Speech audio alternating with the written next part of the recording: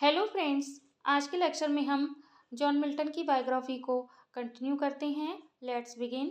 In 1626 he was expelled from the college for a brief period after an argument with his tutor name Bishop William chapel.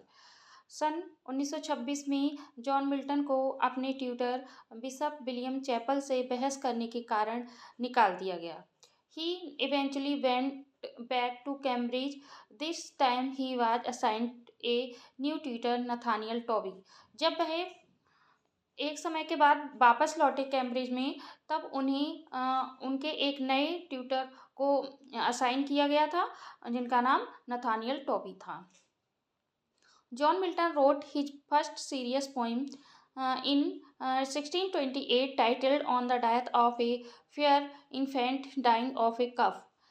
John Milton ने अपनी जो पहली गंभीर poem लिखी 1628 में, जिसका टाइटल था on the death of a fair infant dying of the cough, which was based on the sadness caused by the death of a sister's baby.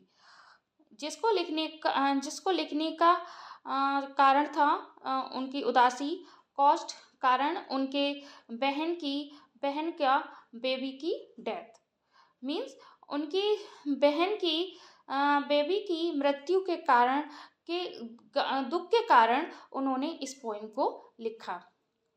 John Milton completed his bachelor of arts in 1629। John Milton ने 1629 में BA की degree प्राप्त की and master of arts in 1632 at Cambridge, और जो MA की degree complete की 1632 में, कहाँ से की? कैम्ब्रिज यूनिवर्सिटी से।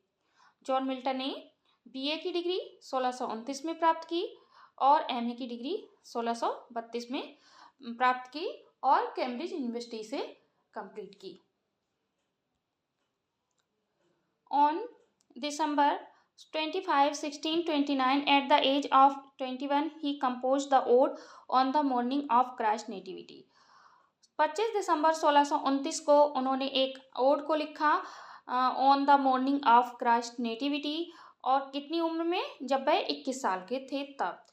25 दिसंबर 1629 को उन्होंने 21 साल की उम्र में एक ओड लिखा on the morning of Christ nativity. His first published poem was on Shakespeare 1630 anonymously included in the second folio edition of William Shakespeare's play in 1623।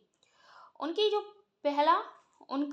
जो पहली पोइम थी ऑन शेक्सपियर 1630 में प्रकाशित हुई, और ये विलियम शेक्सपियर के सेकंड फोलियो में 1623 में इंक्लूड की गई। During these 5-6 years he got involved in the cultural and social life of the city and wrote some sonnets and lyrics which includes Masque, which was a mixture of poetry, dance and song। 5-6 साल के दौरान उन्होंने cultural, सांस्कृतिक और सामाजिक जीवन पर ध्यान दिया, और उन्होंने कुछ सोनेट लिखे और लिरिक लिखे, और उन्होंने कुछ मास्क लिखे, इंक्लूड्स किए, and which was a mixture of poetry, और उन्होंने पोइट्री का मिश्रण किया, डांस एंड सॉन्ग्स का। Comus 1634 also known as a masque, Comus जो एक मास्क है को 1634 में लिखा, जिसका फुल टाइटल है a masque presented at Ludlow Castle 1634। His another masque is Arcades performed on 4 May 1634, और उनका एक और मास्क है आर्केड्स, जो 4 मई 1634 को परफॉर्म हुआ। इन अप्रैल 1637 हिज मदर सारा जेफरी मिल्टन डाइड, उनकी जो माँ थी सारा जेफरी 1637 में उनकी मृत्यु हो गई। इन नवंबर 1637 में he wrote the poem Lycidas as a pastoral elegy, उन्होंने एक पास्टोरल एलेजी लेसिडिस को लिखा for his friend Edward King, और अपनी जो एक दोस्त थे एडवर्ड किंग, उनकी मृत्यु पर, who died at the age of 25, जो 25 साल की उम्र में मर गए। In the vacation of 1637 Edward King was going to Ireland. Vacation 1637 में वह आयरलैंड के लिए जा रहे थे। कौन? Edward king.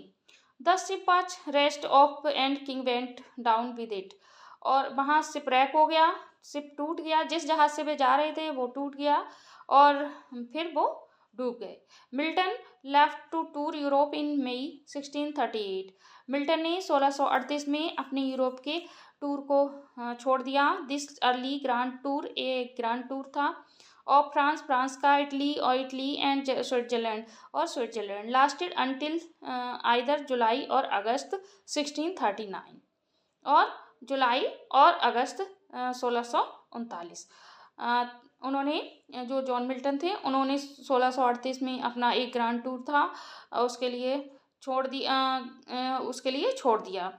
This early grand tour of France, Italy and Switzerland, जो लास्टेड था अंटिल आइदर जुलाई और अगस्त 1639। Okay, bye.